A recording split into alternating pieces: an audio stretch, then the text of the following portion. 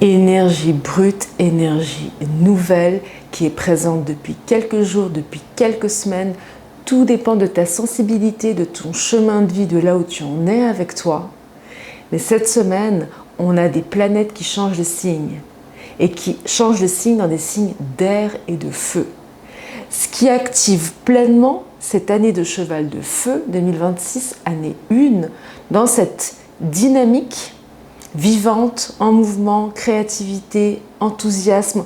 On n'est plus dans le dépouillement et dans la grande purge de 2025, dans cette mue identitaire, de venir révéler qui je suis profondément au-delà de mes conditionnements, de mes filtres, de mes masques, de ce rôle que je joue, qui je suis dans mon essence la plus profonde et la plus véritable.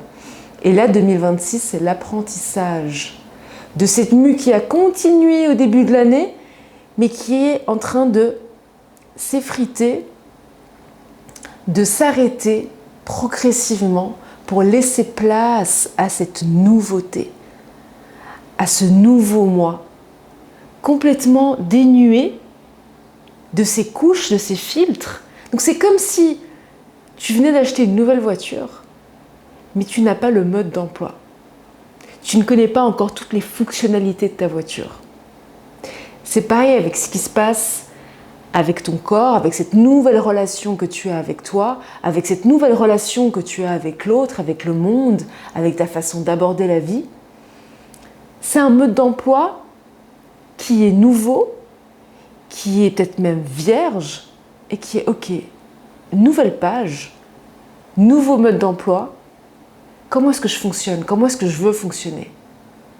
C'est que je m'autorise à remettre en question même les choses les plus basiques de ma vie, même comment avant j'avais pour habitude de me réveiller, de me laver les dents, d'avoir une routine quotidienne simple et basique, peut-être même ça tu le remets en question. Peut-être même ça tu es venu l'explorer, l'investiguer pour dire ok, mais avec la personne que je suis aujourd'hui, comment est-ce que j'ai envie de me réveiller? Quelles sont les premières choses qui font véritablement sens pour moi? Peut-être que j'ai toujours fait comme ça, mais est-ce que c'est vraiment moi?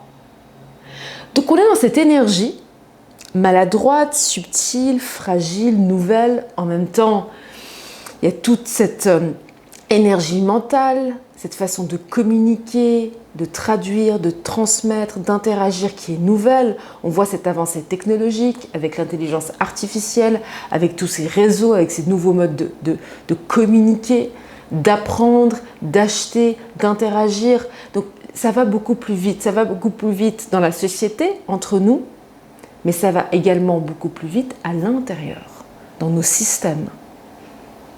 Et donc Uranus, je t'en parlerai après, mais Uranus qui est en Gémeaux, qui va être là rejoint par Mars, ça vient activer le système nerveux et faire en sorte que l'information circule beaucoup plus rapidement à l'intérieur de toi, comme elle circule beaucoup plus rapidement à l'extérieur de toi. Donc plusieurs choses en parallèle. En même temps, tu viens d'un long voyage, puisqu'il y a toute une mue qui a été effectuée, toute une transformation qui a été effectuée, il y a de la fatigue. Il y a également encore peut-être une forme de doute, de peur, de fragilité et de ne pas savoir faire, d'apprentissage. Comment est-ce que je fais maintenant avec toutes ces choses que j'ai apprises sur moi, toute cette nouvelle façon de vouloir aborder la vie, ce nouveau projet qui est là, ce rêve, ce changement, cette fin qui s'est passée avec une personne, avec une situation, avec une expérience. Il y a beaucoup de choses qui se sont terminées pour recommencer.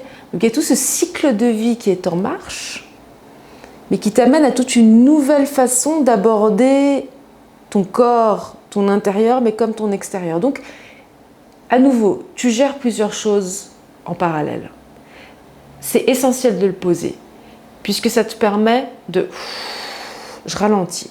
Je ralentis parce que c'est puissant, profond, mystérieux, divin, ce qui se passe en toi, à l'extérieur de toi.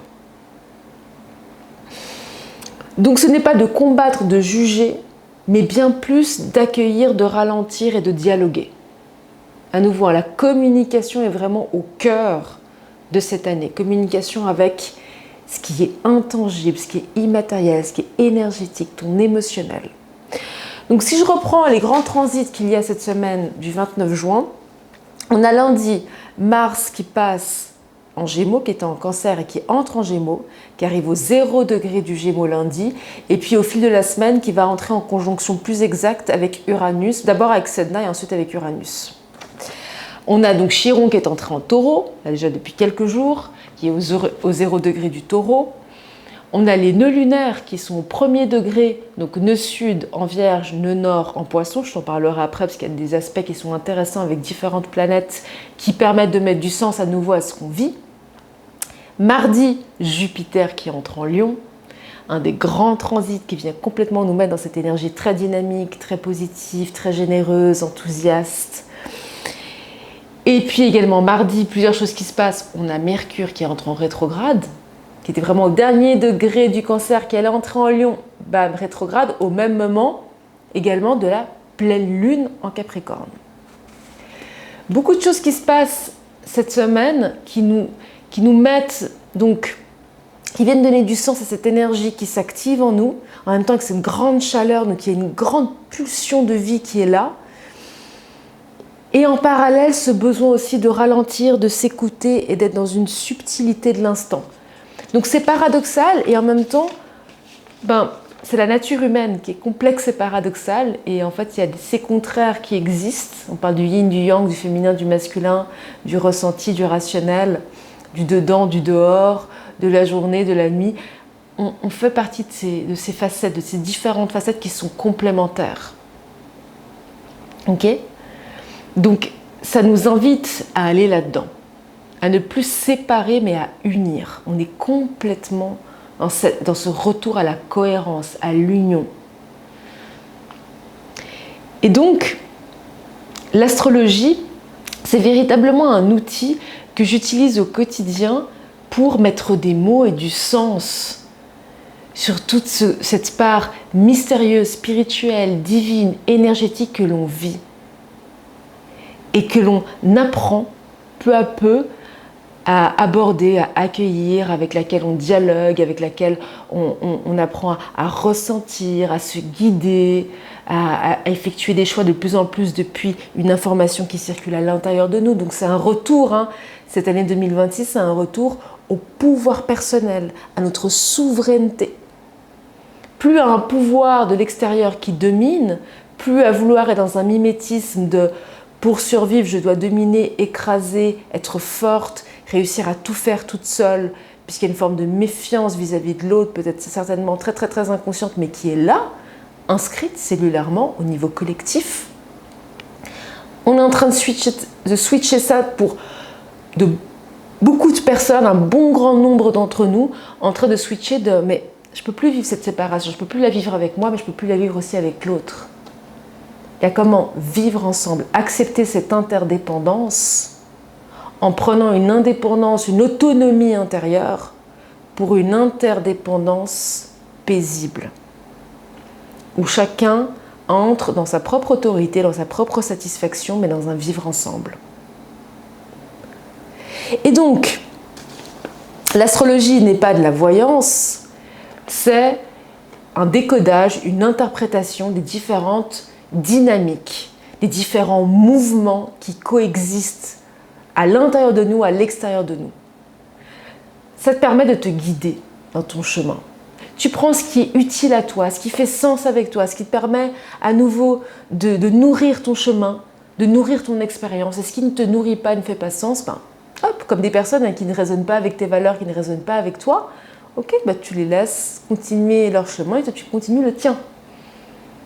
Mais c'est d'honorer ce qui est juste.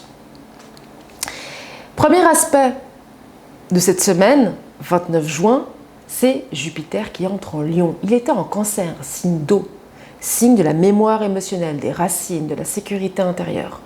Jupiter entre en Lion, signe de feu. Là, on est dans quelque chose, en plus au 0 degré, il va rester quelques jours au 0 degré, donc on est vraiment dans cette énergie brute, un peu maladroite, une forme d'excitation, une forme de nouveau départ, de nouvelle compréhension, de cette pulsion de vie qui émerge, mais qui est nouvelle. C'est comme un enfant qui apprend à marcher, donc Il y a quelque chose qui est un peu maladroit, qui est un peu fragile, qui n'est pas vraiment stable. Et donc, Jupiter, planète qui amplifie tout ce qu'elle touche, qui grossit, qui est généreuse, qui est optimiste, qui ouvre le champ des possibles. En Lion, signe de feu, on est dans un signe, le lion c'est le roi de la savane, qui est dans sa souveraineté, dans son pouvoir intérieur, qui rayonne sa lumière, qui rayonne et qui a autorité dans son territoire. Et là, on parle de ton territoire intérieur, de ton territoire dans ta sphère à toi, dans ton monde à toi. Comment je peux dire oui? Comment est-ce que je sais dire non? Je pose des limites, je définis avec clarté ce que je veux. Je définis un objectif pour orienter mon chemin. On est là-dedans et Jupiter vient amplifier tout ça. Vient amplifier ton pouvoir personnel, ton sentiment d'être au contact de ta valeur, de tes valeurs, de ces fameux repères intérieurs qui guident tes relations, tes situations, tes expériences.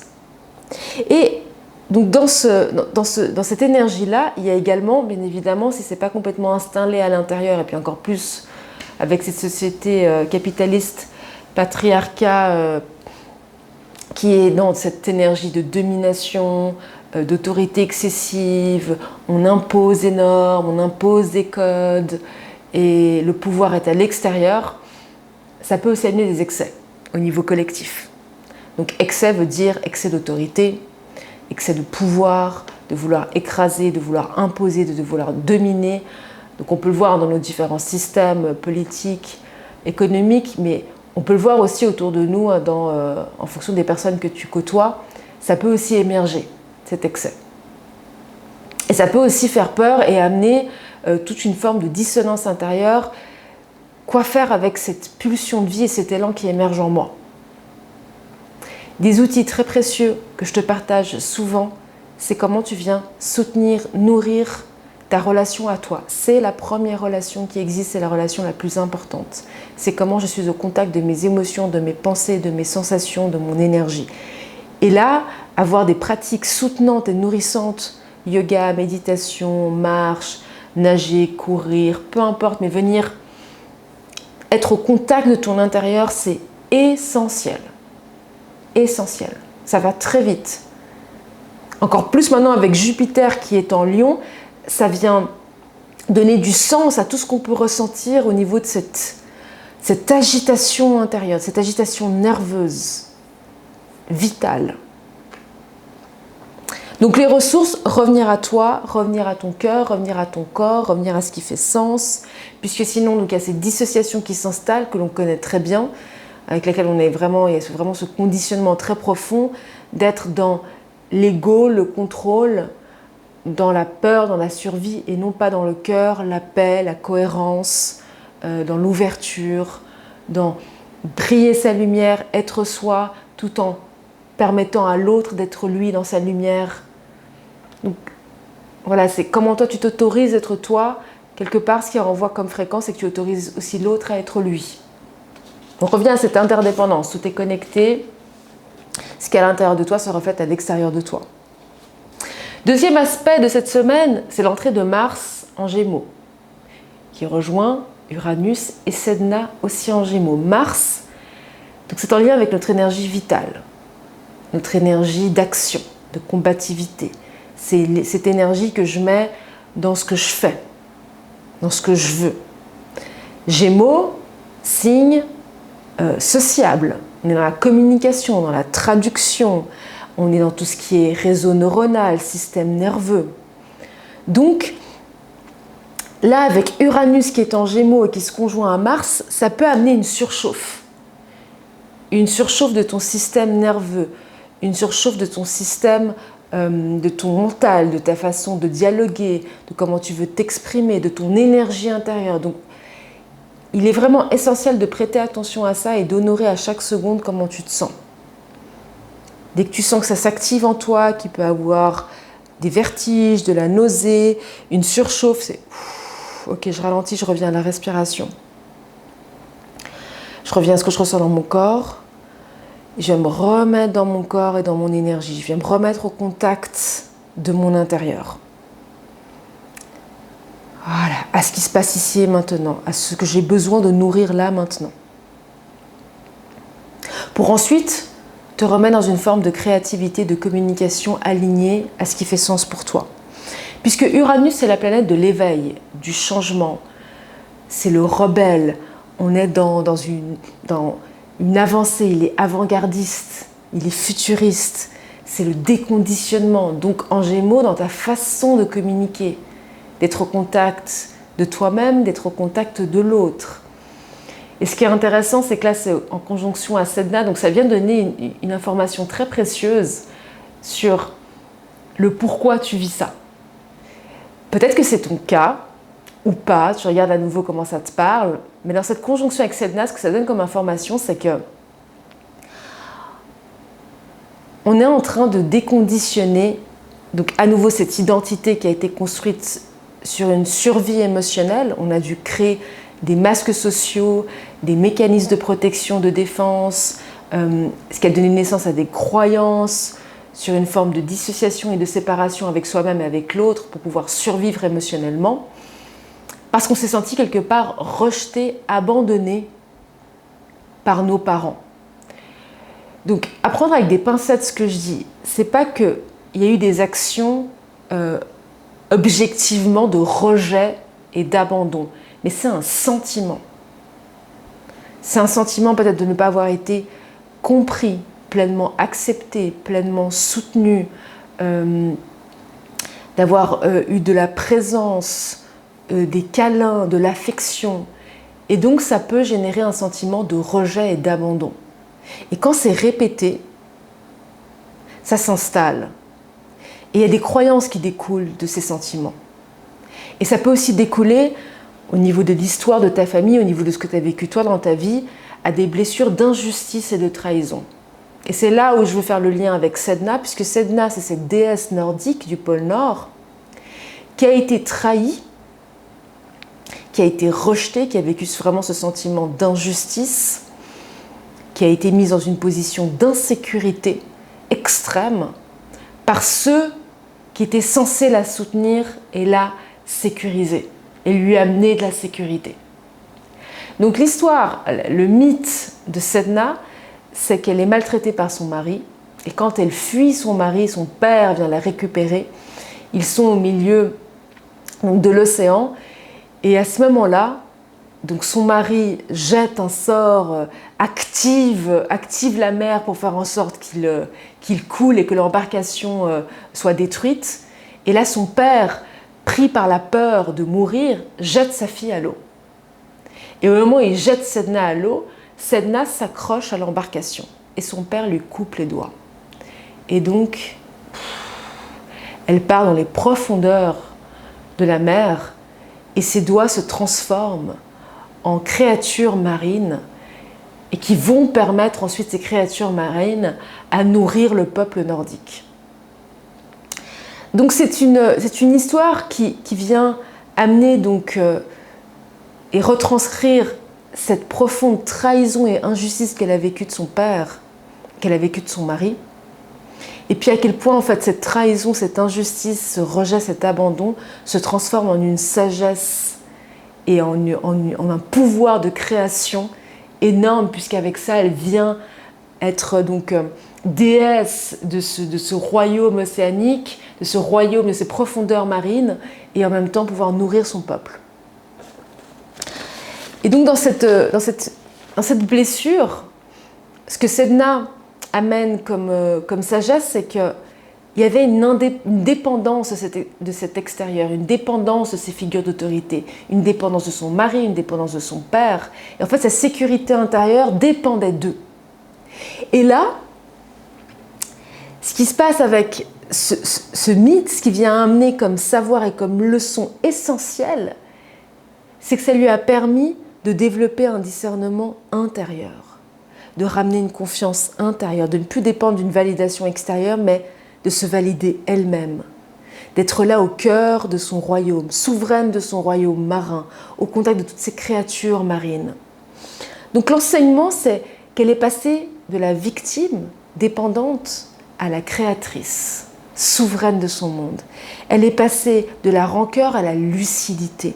Elle est passée de la dépendance à l'autonomie intérieure, de la survie à la création, du contrôle à l'abandon conscient. Et donc si tu transposes ça à ce que tu vis,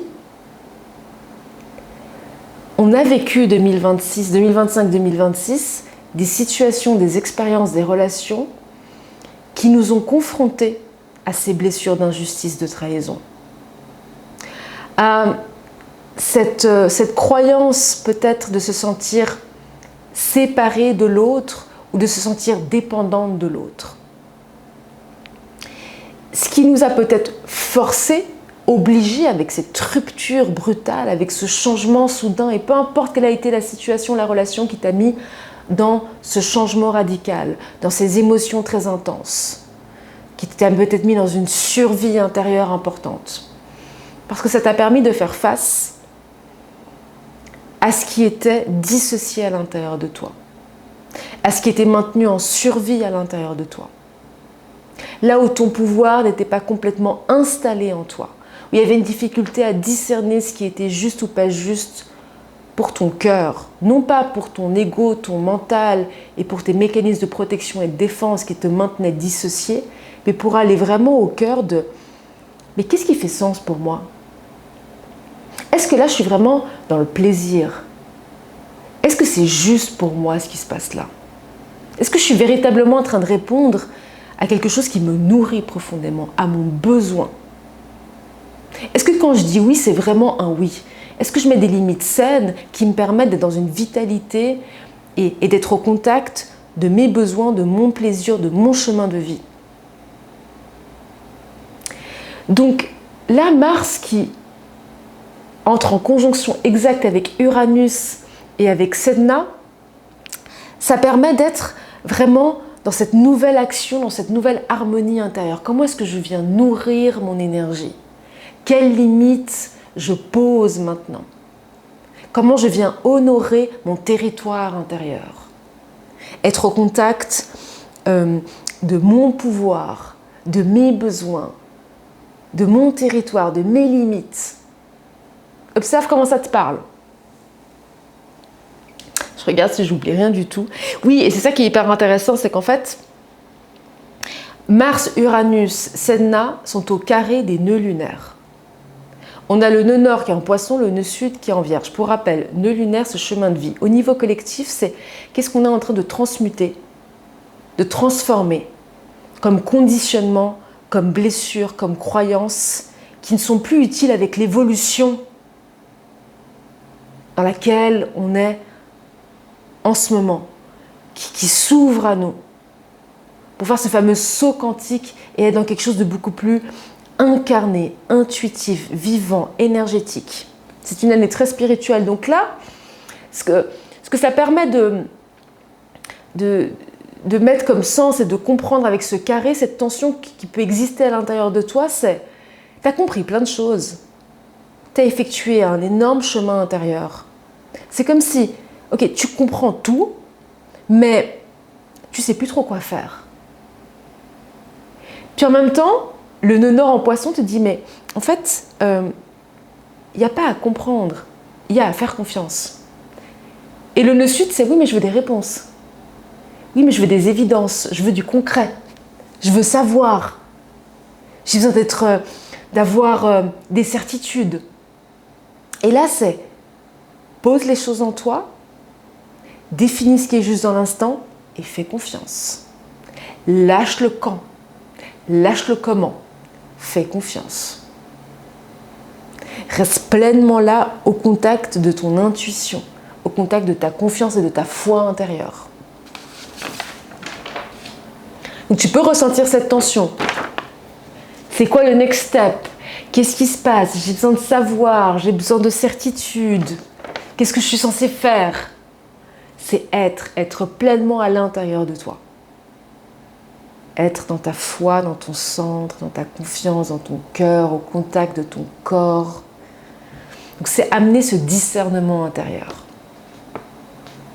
Est-ce que là je peux effectuer une action supplémentaire qui vienne nourrir mon besoin ? Oui, non.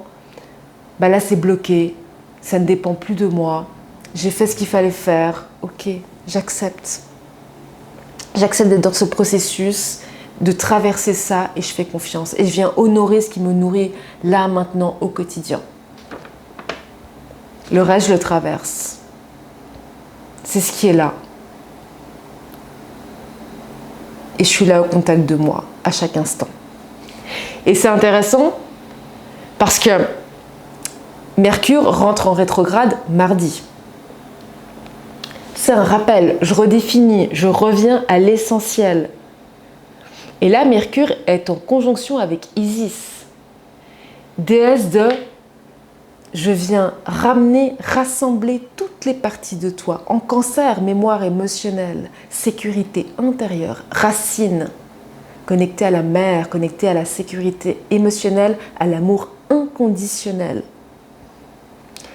Donc là, le message, ce que ça peut donner comme sens pour toi, c'est que le moment n'est pas de forcer, d'initier de manière brutale et rapide, c'est de continuer à traiter l'information à l'intérieur de toi et de poursuivre cette réunification intérieure de toutes les parties de toi. De pleinement intégrer et de faire l'apprentissage de ces différents langages intérieurs, de tes pensées, de tes émotions, de tes sensations, de nourrir ta fréquence, de nourrir ta boussole intérieure, de valider encore et encore tes repères, tes ressources, pour sentir que tu es là en train de réorganiser ton intérieur, de placer le focus sur toi, tout en étant dans l'instant présent. Où est-ce que je place mon focus ? Parce que là où je place mon focus, c'est la réalité que je vais vivre. Quels sont les mots qui vibrent à l'intérieur de moi ? Quelles sont les pensées que je nourris au quotidien ? Car je prête bien attention aux pensées que je nourris. Car si je nourris des pensées qui sont limitantes, négatives, enfermantes, stressantes, c'est l'expérience que je vais faire. Et toute une nouvelle dimension qui s'ouvre à toi. Une nouvelle faculté d'être au contact de toute ta puissance intérieure, de tout comment ça fonctionne, dans ces lois universelles, dans ces lois cosmiques, dans ces lois énergétiques. Donc c'est le moment de tri intérieur. En même temps, il y a plein de souvenirs qui remontent, peut-être plein de mémoires émotionnelles, peut-être des conversations à nouveau qui ont eu lieu en lien avec des choses qui se sont passées l'année dernière, qui ont été très bloquantes, très difficiles. Puis là, d'un coup, il y a une nouvelle conversation qui se met en place, qui est complètement différente. Il y a peut-être des émotions qui ont été mises sous le tapis, qui ont été oubliées, qui ont été étouffées parce que ce n'était pas le moment, tu n'étais pas disponible pour les vivre. Et maintenant, il y a une forme de disponibilité qui apparaît. Donc c'est à nouveau ce tri et cette reconstruction. Et puis, Mercure est opposé à Pluton en Verseau, parce qu'il y a toute cette déconstruction et tous ces nouveaux systèmes qui sont en train de changer à l'intérieur de toi. Donc, indulgence et bienveillance envers toi. C'est incroyable tout ce qui a été effectué. Ok, on est beaucoup à avoir cheminé profondément et à avoir déconstruit des trucs massifs. Dernier aspect, avant-dernier aspect que j'ai envie de te partager, c'est la pleine lune en Capricorne qui a eu lieu le mardi. Donc on a Soleil et Lune en opposition, toujours en phase de pleine lune. Soleil est en Cancer, Lune est en Capricorne. L'axe Cancer-Capricorne, on est vraiment dans l'axe de ressenti, sécurité, intuition, responsabilité, discipline, effort, persévérance. C'est vraiment le intérieur-extérieur. Sécurité, construction. Féminin, masculin. Donc c'est pas l'un ou l'autre, c'est l'un et l'autre. Donc c'est une pleine lune qui vient véritablement te dire ce n'est pas un choix à faire entre les deux, c'est comment tu intègres les deux. Être au contact de ton ressenti, de te sentir en sécurité à l'intérieur de toi et de construire, réaliser par la discipline, par une forme de maturité, par le temps, par l'expérience, mais depuis un intérieur en sécurité, depuis un intérieur connecté à tes émotions, connecté à tes racines, connecté à qui tu es, à ton âme. C'est le côté divin, mystique, émotionnel, invisible, avec le côté pragmatique, rationnel, matière, construction, expérience. C'est apprendre à naviguer avec les deux. Et c'est intéressant parce que cette pleine lune, Soleil et Lune, sont au carré de Saturne et Neptune, qui sont en Bélier, un des grands transits 2025-2026. C'est rendre le rêve vrai. Ouvrir le champ des possibles. C'est toi qui choisis. Qu'est-ce que tu souhaites de manifester à l'intérieur de toi? Où tu places ton focus, l'énergie se met en mouvement. C'est toi qui choisis. Qu'est-ce que tu décides d'honorer? Qu'est-ce que tu décides de nourrir? Et là, ce carré vient de dire, à nouveau, c'est pas choisir que l'effort, ce n'est pas choisir que le ressenti, c'est être dans cette complémentarité, dans cette cohérence intérieure pour construire ton rêve, réaliser ton projet. Être au contact du chemin des possibles. Donc c'est toujours cette même pratique, c'est je viens m'actualiser, être au contact de moi, revenir à l'expérience de l'instant et apprendre à discerner. Est-ce que là je suis dans ma blessure, dans ma protection ou je suis véritablement dans mon cœur? Est-ce que je suis dans mon ego ou je suis véritablement dans ma sécurité intérieure? Est-ce que je suis dans la survie ou je suis dans la vie?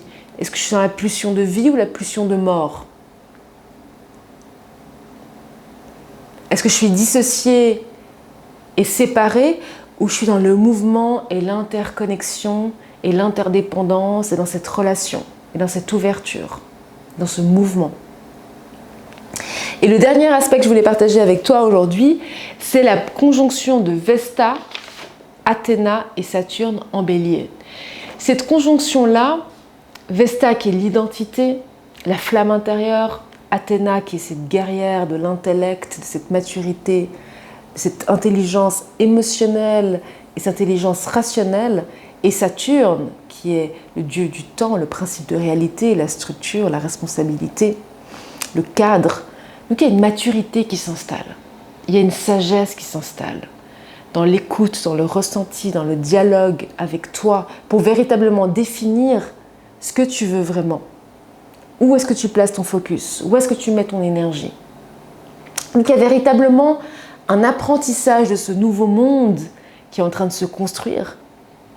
Donc c'est cette nouvelle énergie brute, archaïque, sauvage, mais qui est encore nouvelle, que tu es en train d'appréhender, en train de toucher du bout des doigts, en train de sentir ce que ça te fait. Et c'est encore parfois complètement chaotique et ça part un peu dans tous les sens, mais tu apprends à l'accueillir, à la lire, à l'ouvrir, à dialoguer avec. Donc il y a beaucoup d'énergie, c'est électrique, il y a beaucoup de cette énergie mentale qui est présente, puisqu'à nouveau c'est une nouvelle réorganisation, coordination intérieure, qui n'est pas totalement acquise. Donc l'enjeu ici, c'est j'apprends à habiter cette nouvelle énergie, à dialoguer avec elle sans m'épuiser. J'écoute véritablement à l'instant comment je me sens, de quoi j'ai besoin. Ça te permet d'avoir des pratiques qui viennent nourrir et soutenir cette expérience. Qu'est-ce que j'ai noté encore? Prendre soin de ton corps, soutenir ton système nerveux, créer de l'espace entre les informations, entre ce que tu captes, entre ce que tu vis. Créer des sas de décompression, des moments où je prends du recul, là j'ai besoin de me poser avec moi, là j'ai besoin de, même si ce n'était pas prévu, je me prends 5 minutes pour respirer, pour me remettre au contact de mon énergie et de mon corps. Ça peut venir d'un coup et ça peut repartir d'un coup. Tout est mouvement, tout est énergie. C'est comme moi ce que je navigue à travers toutes ces dimensions et ces différentes informations qui circulent à l'intérieur de moi, qui circulent à l'extérieur de moi. Et en fait, je navigue dans tout ça et j'apprends à naviguer entre ces informations, entre ces dimensions. Je te souhaite une belle semaine, à tout bientôt.